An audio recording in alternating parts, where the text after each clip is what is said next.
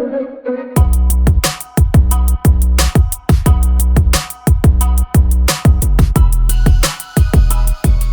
gente, tudo bom? Eu sou a Nana, sou da Nestlé, trabalho na Nestlé na área de Content e Influencer Marketing.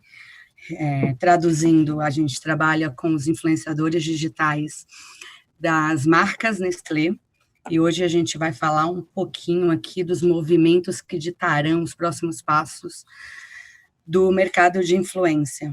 Eu vou dividir uma tela com vocês e também uma dúvida, né? Porque movimentos que ditarão o mercado de influência, não sei.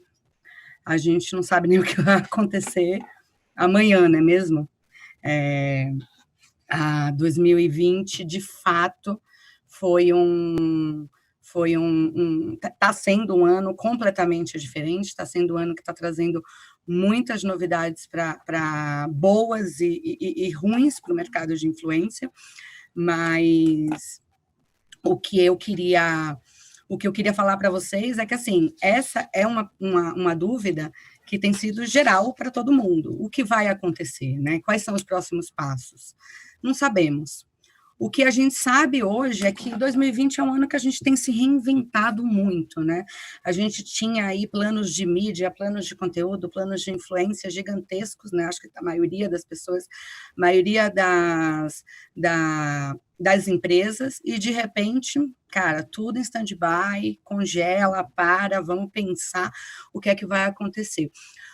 Uma das primeiras constatações que a gente tirou aí dentro desse nosso sabático, né, de trabalho, no sentido de ativações fora da casa, é que a gente estava com um trabalho de PR, um always on, com as empresas e marcas super na zona de conforto, né? A gente tinha ali os nossos recebidos, os nossos eventos, né, que carregava as agendas corporativas e dos influenciadores com uma série de eventos, seja para lançamento de produto ou para relacionamento. A gente tinha os jabás, que muitos criticam, mas todos amam, né? Então, quem não ama chegar em casa e ter o porteiro ali, ter alguém dizendo que chegou uma caixinha, apesar das críticas, as empresas trabalham muito isso. E os influenciadores curtem muito, e o tradicional public post, né, que vem conquistando aí áreas de mídia, a verba de mídia, gerando o famoso awareness que todo marqueteiro ama.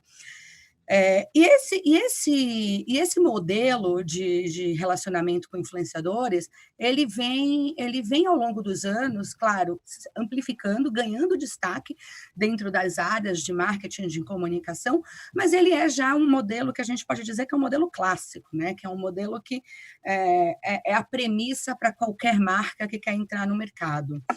E aí entra o Covid, né, como catalisador dessas mudanças todas, quer dizer, está na hora de se reinventar, está na hora de fazer diferente. O que é que a gente tem eu já estou quase há 8 meses em casa, e o que é que a gente vê, né? A gente começa a perceber uma audiência muito mais crítica daquilo que está sendo falado pelos influenciadores digitais, a cultura do cancelamento cada vez mais evidente, né, no sentido de que cara, se não está alinhado, se não é aquilo que eu espero ouvir de você, se você não se posiciona, se você não tem uma postura em rede social, você vai ser cancelado, né? A gente está aqui com uma enxurrada de conteúdos gerados pelos pais, para os pais, para as mães, para as crianças, aonde você olha na tua casa tem uma tela, né? E como a gente vai lidar com tanto conteúdo? Se ele não está falando comigo, se esse influenciador não fala comigo, eu simplesmente cancelo, né? E aí vem a questão da relevância, né? Como que a gente trabalha essa relevância? Como que a gente olha para esse influenciador que de fato está gerando um conteúdo, que de fato está criando um propósito, uma conversa dentro das redes sociais? Como que as marcas? Então, as marcas começam a olhar como que está esse comportamento dentro das diversas bolhas de influência, e a gente começa a perceber que há sim um amadurecimento, né? né? Que há muito um amadurecimento no sentido de que, se você está falando só sobre você, se você está olhando para o seu umbigo, se você não está gerando conversa, se você não está gerando um propósito dentro das redes sociais, eu, como marca, será que eu vou te investir? Será que eu vou botar o meu dinheiro? Será que o meu produto quer estar relacionado a você, né? Todo esse movimento ele tem sido sentido ao longo desses meses e feito muito, né? Não só a Nestlé, mas assim, as pessoas que trabalham com influência, olhar para onde que a gente vai, né? Como é que vai ser esse nosso trabalho, né? Como que a gente vai lidar com o influenciador digital? Assim, algumas coisas a gente tem muita certeza, né? Que as redes sociais elas estão mais fortes, elas se fortaleceram muito nesse território de diálogo, ou seja, a influência ela é transformação. A influência ela precisa estar atenta às mudanças do cenário, às mudanças do que está acontecendo, ela precisa se reciclar, ela precisa se transformar. Não é mais falar sobre a gente, não é mais falar apenas sobre o que está acontecendo dentro ali da sua bolha, você tem que extrapolar, né? O combate a fake news e cancelamento está sendo muito visto pelas empresas. Hoje as áreas já investem em pessoas e em ferramentas específicas para combater as fake news, e aí a gente chega ao resultado de que nem todo influenciador influencia, não é isso? A gente tem aquela pessoa que está falando ali com o próprio espelho, que está falando da vida, que não apura a informação, que simplesmente quer uma audiência ou uma crise, ou gerar algum tipo de audiência na rede dele, e simplesmente solta uma notícia. Tanto a audiência como as empresas estão de olho nisso. A audiência ela está cada vez mais crítica, né? É o que a gente fala, influência é relevância. Não adianta você falar, não adianta você trabalhar apenas aquilo que você acha sem olhar para o lado, né? Nem sempre o conteúdo que você quer é aquele conteúdo que a sua audiência quer ouvir. Né? E ela está sendo crítica em relação a isso. E aí, o que é que se destaca, né, dentro desse cenário de pandemia e nesse cenário que está todo mundo conectado nas redes sociais? A criatividade.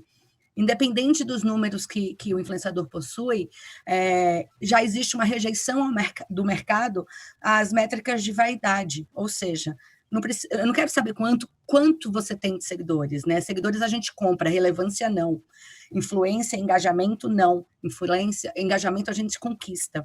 Então, cada vez mais, a gente entra numa fórmula que não é minha, mas que a gente trabalha muito dentro da Nestlé, que é a necessidade de se conectar com essa comunidade do influenciador.